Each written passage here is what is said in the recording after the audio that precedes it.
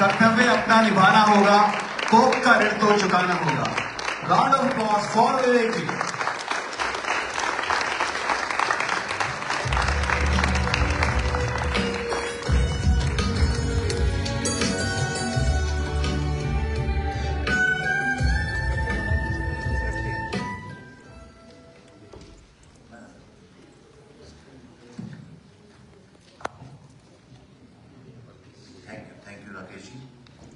Thank you everyone.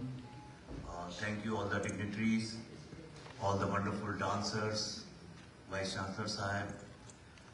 Wonderful presentation you made. Dr. Saab, thank you for coming. I know you are a very busy person, the mayor of the city, and wonderful people here.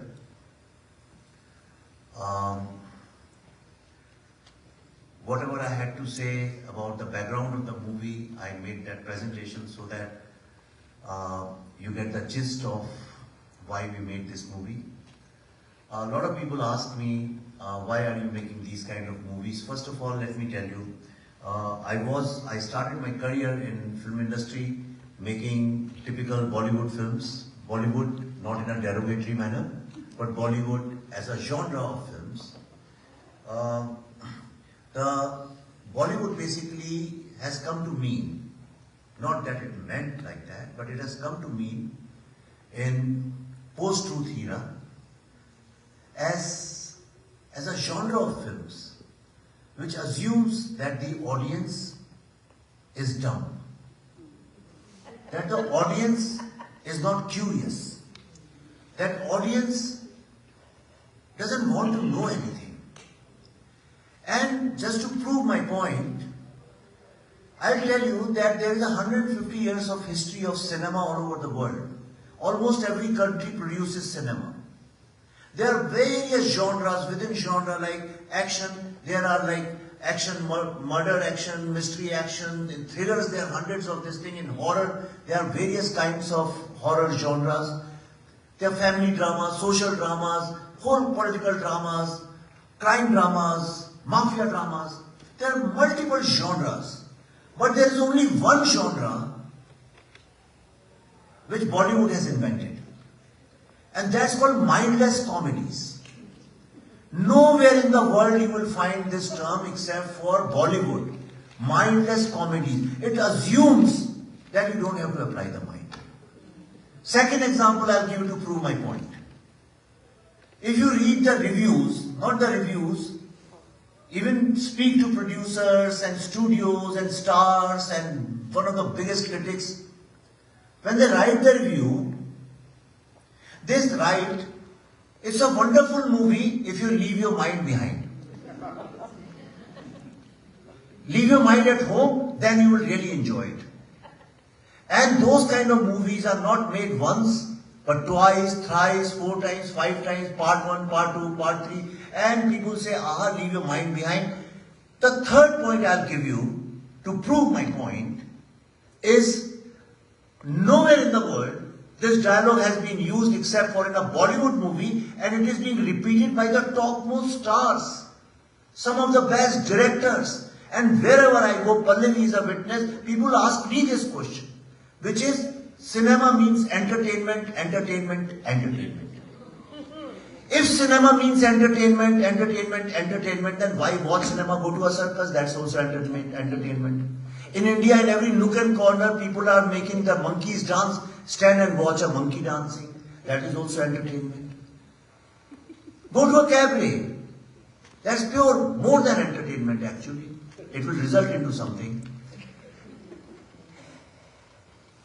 So in last 3 decades, if you see, Bollywood has come to mean to assume that audience doesn't want to know. And that's why the supremacy of stars has come into play. Because audience doesn't need anything, they don't have brain, they cannot be intellectually stimulated. So what to do? Show them a charismatic star and put some songs. So Indian films have come to mean variety show like you have in Ganesh Utsav and Durga Utsav and all those kind of things. And every person who comes and joins Bollywood starts practicing that. He has no other option. Even I did not have an option when I started my career in Bollywood. I came from advertising, I had no idea. So I also started following that. But then came a time, very soon actually, just within 3 or 4 years after my second film, I was very disillusioned. Because I said, I have studied so much, I understand something. I don't underestimate my audience. But my creativity, my storytelling, my film is only as good as the star of the day. My film is known as X star's film. If he doesn't perform well on the last Friday, then I am also doomed with him. And that was not acceptable to me. I said I am going to live out of my own ability and not depend or piggyback ride on somebody else's success. What is the point of living a life? What is the purpose of life if you have to piggyback ride on somebody and not out of your own ability? And this is what I try to tell all the studios, all the producers, all the top-notch people. In fact, recently I had a discussion with one of the biggest stars. I was saying the same thing. The day you live out of your own ability, you will be extremely successful. And whoever has tried that model has been successful. So when I went into this thinking, then I said, what is my ability? What is it that I know? There are two ways you can tell a story which somebody wants to hear, like a little child. A little child wants to hear the same story every night from his grandmom and his parents. Tell me that Bhoot ki story, tell me that king's story. The same stupid story which has no meaning, no purpose. It just sounds good so that he goes out to sleep. Or stories which basically intoxicate you. There are stories which basically force you not to think, not to feel, just be trapped into some kind of a spectacle. So you tell stories which people want to hear, like Superman's story. You want to hear that story, it's good. Romantic stories, you want to hear them because you want to believe in love. Though everybody knows here that is the most difficult thing to get, but still we want to believe that yes, it's the easiest thing to get. And then there are stories which audience doesn't want to hear. And that's where the role of cinema comes in. That's where the role of a poet comes in. That's where the role of an author comes in. People who have no personality, no knowledge, it's very easy for them to tell a story again and again and again and again because somebody wants to hear that. But people who tell stories which nobody wants to hear bring about a change. Imagine before the story of democracy, the first time when somebody told the story of democracy, did it bring a change? First time when told the story of gravity, nobody wanted to hear the story of gravity. Nobody wanted to hear that earth was not flat but earth was round or oval shaped. Those people were given poison. When Socrates told the story that democracy is going to be doomed, it's going to become a mobocracy one day, he was poisoned, and all of us can see all democracies in the world, including America's and India's, have become mobocracies, honestly. So that's where the role of a storyteller comes in when you tell uncomfortable stories. And what was the most uncomfortable story I heard in my life? And that is when I got to know that in the history of humanity, in 5,000 years of history of humanity, the most persecuted, the most enslaved, and the most morally destroyed society, can you guess which is that society? Hindus. But I didn't know about that. Does your child know about it? Does your son or daughter, do they know about it? Yes. No, they don't. No? No? If your child knows it, did he, when Pahalgam happened, did he put Hindu Lives Matter? Or on when that black guy was killed, did he put Black Lives Matter? Tell me. Right? You have no answer. This is the problem. This is the problem. That's why nobody has an empathy with us. Because the Western thinking has been that if you're majority, you are the culprit. And that's a communist way of thinking. And the liberal way of thinking, it's not that they're liberal people, like Hindus are liberal people by DNA. It's not that people who call themselves liberal are liberal. They're political liberals. During World War, when all these thinkers, philosophers, communists, people came to here, USA, liberalization was the most fashionable thing because of Hitler. So as a consequence, people started taking pride in calling themselves liberal, which means progressive people, which I appreciate.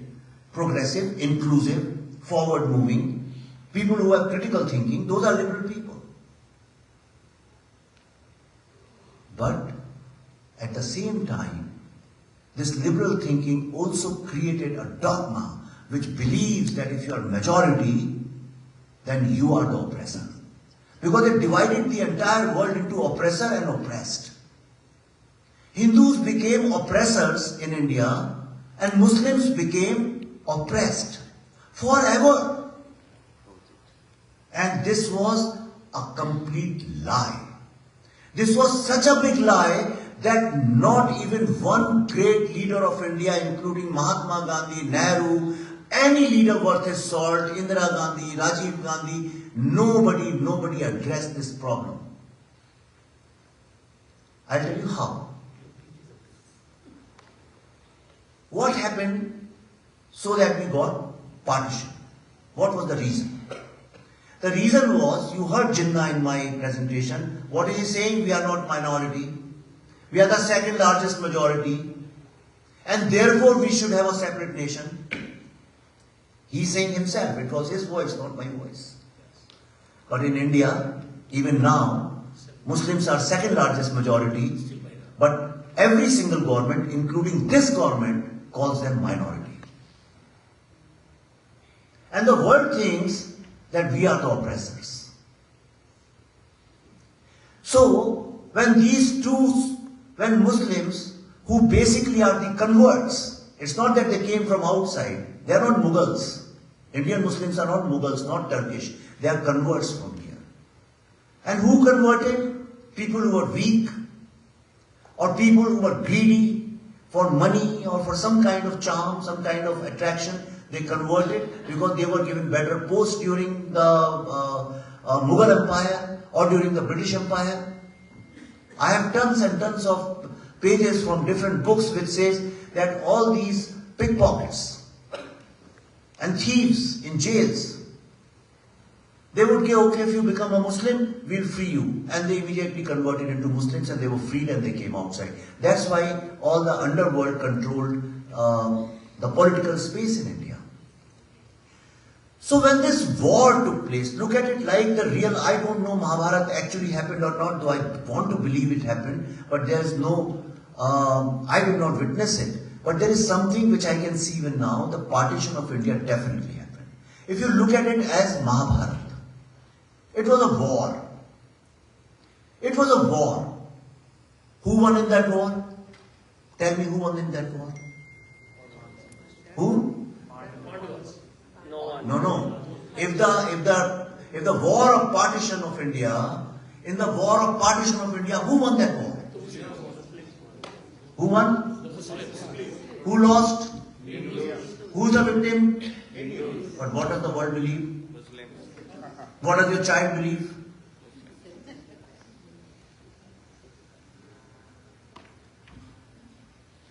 Right? That's why Bollywood thinks that the audience is dumb. Seriously. They say, इनको कुछ पता ही नहीं है, ये जानने ही नहीं चाहते. They are not even interested. Why should we tell them? Because when we make stories, when we make films, to enlighten them, to make them aware, they don't come and see, they go and see Houseful 5. Mindless comedy. And this is the truth. That's why India stopped making, Bollywood stopped making these kind of films. And I saw it as an opportunity. I said this is the time for me, and luckily I was not a 23, 25-year-old young man with a lot of ambition who wanted to perform in competition and win. It happened at a time when I was introduced to Advaita, since I am in a University of Vedic Sciences, so I would love to talk about it. That's a time when I was discovering Advaita. I was discovering the great Hindu philosophy. And as I delved more into great Hindu philosophy, I understood that I don't have to fear anyone. The first thing I got free of was the fear. And I said, this is my calling, this is my song. And that's how I started making these kind of films. And I said, okay, no problems. If people are not willing to watch, one person will watch, 10 people will watch. And that was my faith. And the second faith was that the audience is more intelligent than the maker. So correct. Because who is this audience? Audience is not a mass or some dots like today. I'm sorry, my great friend is sitting here. He's from Z Studios, but he's not like that. But generally studios believe that audience are like dots. Everybody talks in terms of data. Okay? Everybody talks in terms of data. But just to give you a few examples, when I make Buddha in a Traffic Jam, it was the first film. It was the first film which was made out of conviction that audience is very intelligent. We made it for 1 crore, and out of that 25 lakh rupees also never came, so ultimately it was made for 75 lakhs in Indian School of Business in Hyderabad. In Hindu philosophy we say जब कि गुरु भगवान और माँ बाप खड़े हो तो सबसे पहले गुरु के पहुंच होने चाहिए. Nobody in this country dares speak against gurus. We are one of those unique countries. We have a Teachers' Day also. My film is releasing on Teachers' Day on 5th of September.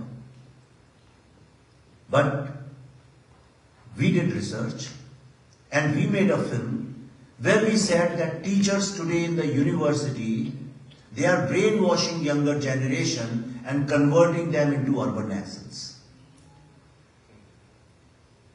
All the studios, the 3-4 major studios, very big, top 3, some distributors, they almost signed the contract. I said, see the film. They said, no, तुमने बनाई अच्छी होगी नहीं देखनी. They signed this.